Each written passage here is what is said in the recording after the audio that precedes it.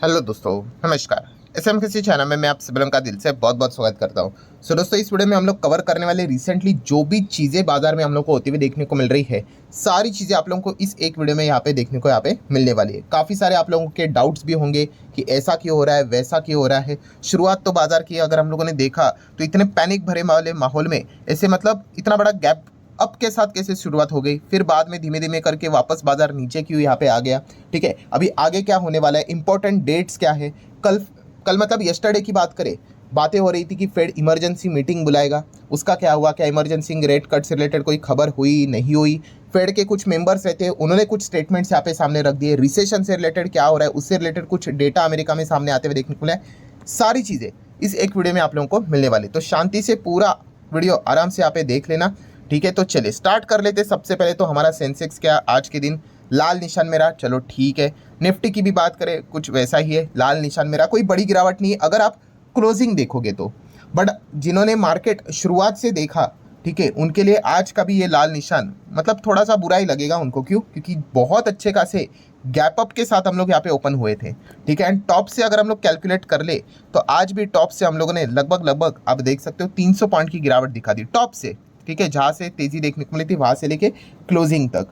So definitely हम यहाँ पे कह सकते हैं कि शुरुआत में ऐसा लगा था कि चलो अच्छा परफॉर्मेंस देखने को मिला है, बट अभी भी बियर वाले हम लोग को बाजार में अभी भी देखने को मिल रहे हैं। मार्केट को ऊपर नहीं जाने देने की कोशिश वो यहाँ पे लगातार कर रहे हैं। पैनिक अभी भी हम लोग को देखने को यहाँ पे मिल रहा है। आप देख सकते हैं यहाँ पे लगातार यहाँ पे बुल्स को मुश्किलात हो रही है बाजार को ऊपर लेके जाने के लिए, एंड बेयर का के लिए बाजार थोड़ा सा फेवरेबल माहौल देखने को यहाँ पे मिल रहा है।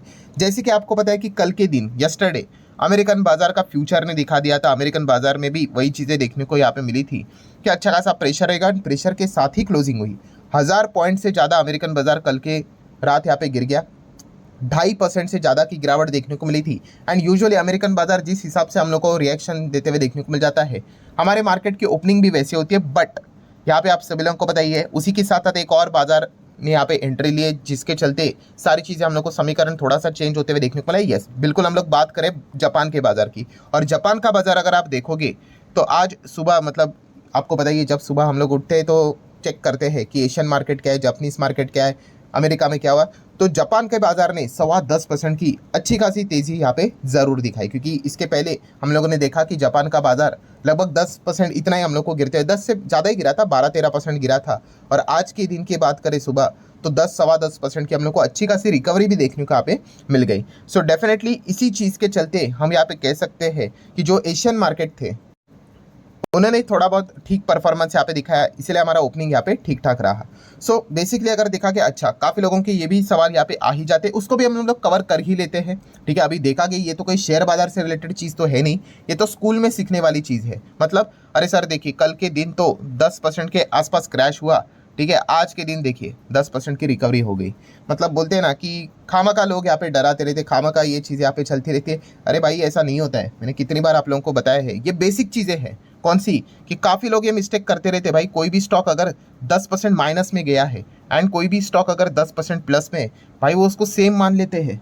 अरे ऐसा बिल्कुल भी नहीं होता है। अगर आप ऐसा सोच रहे हो तो अगेन कहना चाहूँगा, स्कूल में जाना पड़ेगा आपको, 4th स्टैंडर्ड में बैठना पड़ेगा, आपको बेसिक मैथ सीखनी पड़ेगी।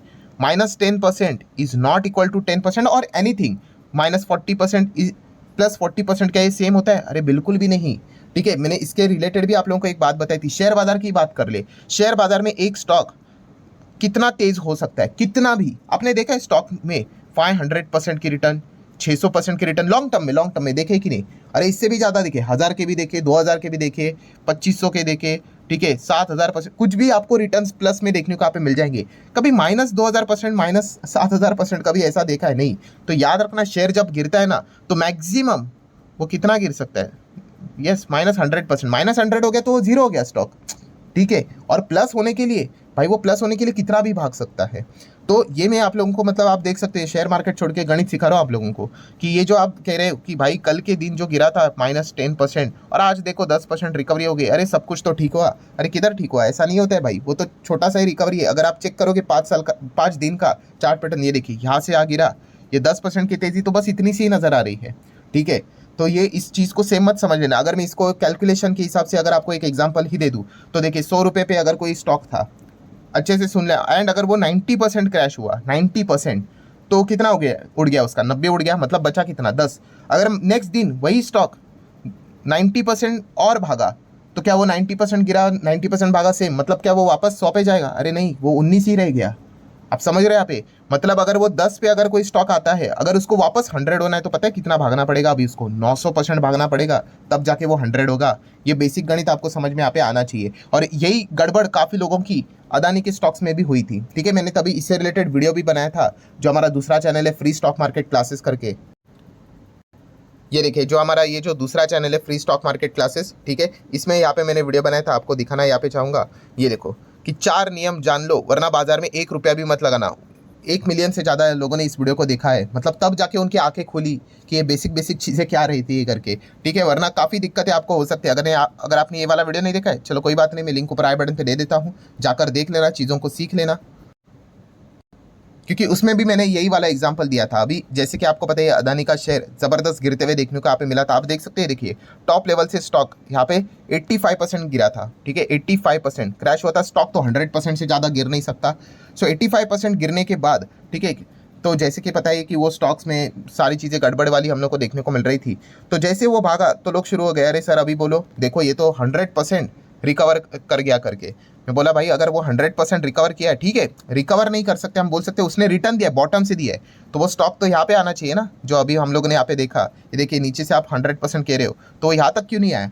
गिरा तो 85 था, भागा तो 100 ही भागा, क्योंकि वो यही से भागा भाई। अगर उसको यहाँ तक वापस आना है ना, तो ये देखिए ये वाला और ये वाला कैलकुलेशन करो कितना रहेगा, देखिए लगभग तो आप चेक कर सकते हैं। देखो 925% भागना पड़ेगा यहाँ से, तब जाके वो यहाँ तक पहुँच पाएगा। तो ये बेसिक चीज़ें पता होती नहीं। चलो ठीक है, टॉपिक डाइवर्ट हो गया, यहाँ पे वापस आ जाते। कहाँ पे थे हम लोग? जापानीज बाजार पे थे। ये कहाँ से टॉपिक छिड़ गया? हाँ, वो 10% की गिरावट को सेम मान लेते, 10% की तेजी तो नहीं भाई, वो जो गिरावट है वो काफ़ी ब्रूटल थी। रिकवरी के लिए अगर हम लोग यहाँ पे बात करें तो उनको बहुत तेज़ यहाँ पे भागना पड़ेगा, बट कोई बात नहीं, जापान के बाजार के चलते थोड़ा बहुत पॉजिटिविटी देखने को मिली। तो थोड़े से हम कह सकते हैं कि जो हमारे एशियन मार्केट थे उन्होंने ठीक ठाक परफॉर्मेंस दिखाया, एंड इसी चीज़ के चलते हमारे जो इंडियन मार्केट था उसकी ओपनिंग ठीक हुई।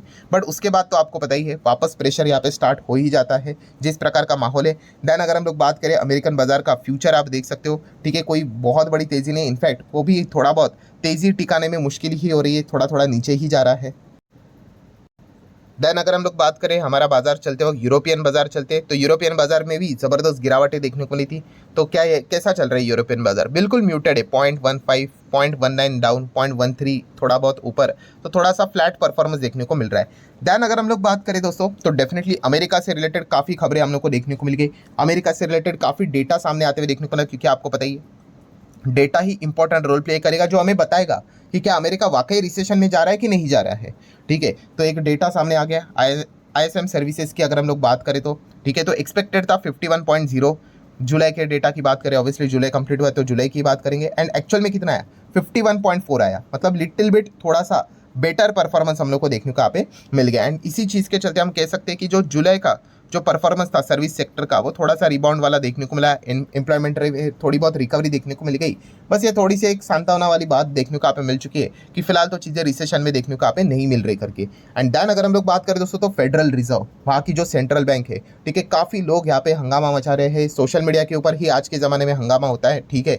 एंड इसी चीज़ के चलते अगर हम लोग बात करें दोस्तों, तो फाइनली फेडरल रिजर्व के जो ऑफिशियल्स है, ठीक है, तो उन्होंने आके बोल दिया भाई हमारा अमेरिका अभी भी रिसेशन में नहीं है। जिस प्रकार की बातें यहाँ पे बोली जा रही है रिसेशन आ गया, तो ऐसा कुछ भी रिसेशन देखने को नहीं मिल रहा है। एंड जो अभी हम लोगों ने डेटा भी देख लिया, ठीक है, उससे भी पता चल रहा है कि अभी तक वो रिसेशन में जाते हुए देखने को यहाँ पे नहीं मिल रहे। देन अगर हम लोग यहाँ पे बात करें तो कल के दिन जो हल्ला यहाँ पे मच रहा था, अरे भाई इमरजेंसी रेट कट करो, इमरजेंसी मीटिंग बुलाओ, तो फेड ने यहाँ पे बोल दिया कि हम लोग यहाँ पे emergency meeting and emergency rate cut यहाँ पे करने नहीं जा रहे हैं। I am not calling for an emergency fed rate cut, ठीक है। मतलब जो वो बातें करने यहाँ पे आए थे कि किसी ने तो सामने यहाँ पे आना चाहिए कि जब ये चीज़ें चल रही थी, तो उन्होंने बोला कि भाई अगर मैं सबसे पहले उन्होंने यही बोला आते वक्त कि भाई मैं कोई यहाँ पे इमरजेंसी रेट कट करने के लिए यहाँ पे नहीं आया हूँ, बट उन्होंने यही बात बोली है कि आने वाले समय में, ठीक है, वही फेड के पॉलिसी मेकर है, उन्होंने बताया, उन्होंने सिग्नल दिया है कि रेट कट आपको ज़रूर देखने को यहाँ पे मिल सकता है करके। वो गारंटी से तो बात नहीं करेंगे कि होगा ही करके, क्योंकि डेटा ड्रिवन मार्केट है भाई,